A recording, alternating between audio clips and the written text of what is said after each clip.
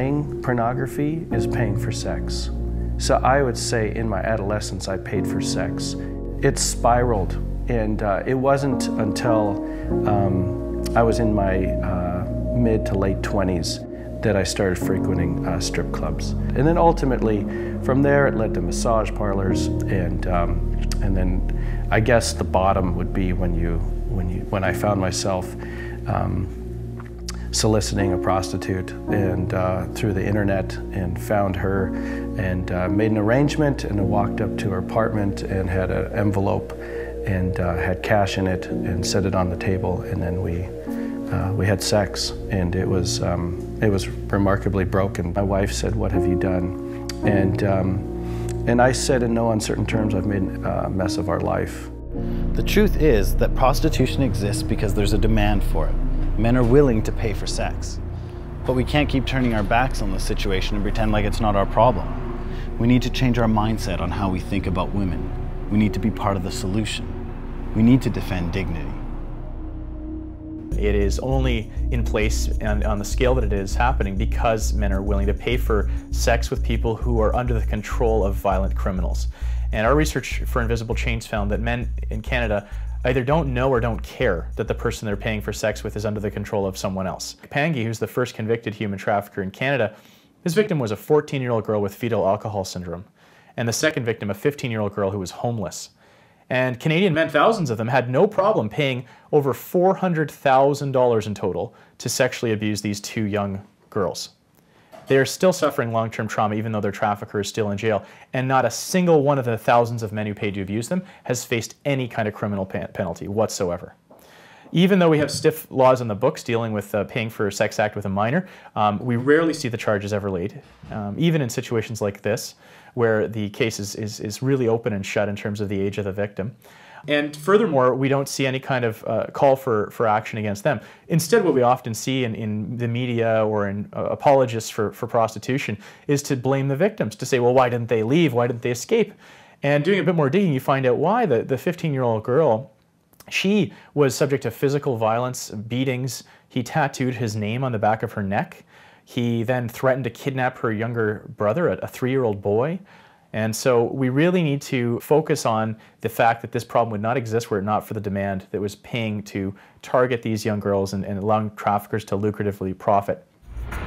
In prostitution, the ultimate goal is to keep men hidden. Men don't have a right to pay for sex. I do have a right to live free from violence, a right to live free from sexual assault, and I would argue that men merely having the assumption that they have the right to ask if for sale is a form of sexual assault. I would argue that the men who drive into my neighborhood asking my daughter and her friends if they're for sale have just sexually assaulted my daughter.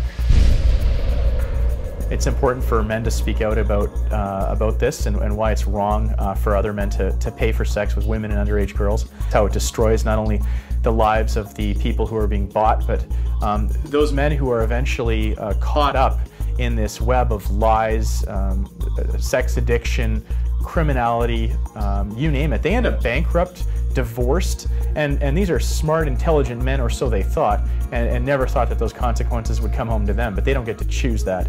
Those are consequences which are waiting for any man who would choose to engage in this. A lot of it is out of ignorance, I like to believe, that is why men are doing this. You're starting to see more men questioning the classic bachelor party at the strip club now. It's starting to change, and it should become one day as acceptable for someone to say, well, I don't go to strip clubs, as it is to say, well, I don't drink. Men need to really stand up against this with other men as well, and it's not easy, absolutely not, but unfortunately it's the same kind of thing that you've been dealing with as a young guy your whole life when it comes to peer pressure. And if you're not willing to take a stand against something like this, then there's really nothing else that you would have left to stand for. Men in the church, I think, have to rise to the challenge of being every woman's protector, every woman's provider, and every woman's defender.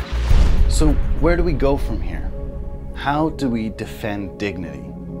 I think that we can take a look at Swedish Nordic law as an example of how we can answer the question of ending prostitution.